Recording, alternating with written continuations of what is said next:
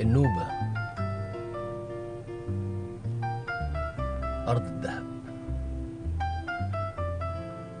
نوب كلمة هيروغليفية، اللغة المصرية القديمة، معناها ذهب. النوبة أرض الذهب، وهي فعلا أرض الذهب.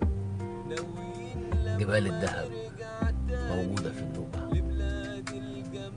البلد نفسها ذهب. موقعها وجمالها جزيرة في النيل. المكان ده جوه النيل، تركب له معدية عشان توصل له. ده الروف اللي أنا كنت قاعد فيه، بشوف النيل وبقى قاعد في هدوء.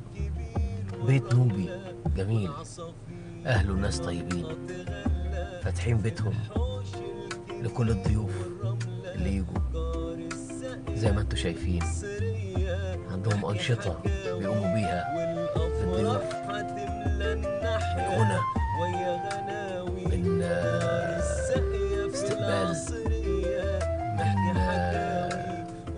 أكل نوبي.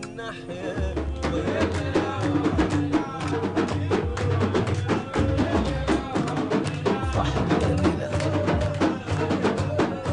غناهم غالي.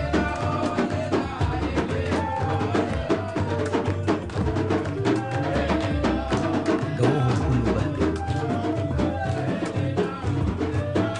تحس إن أنت منهم وهم منك. بلد جميلة، كلها أصالة، كلها عراقة. طبعا لأن الإنسان ابن بيئته، ولأن النيل بتعيش فيه تماسيح. هتلاقي كتير في البيوت النوبية تماسيح، احتفظوا بيها، حطوها عشان الناس تتفرج عليها. طبعا الجمال، لأن أنا قلت إن الإنسان ابن بيئته. النوبة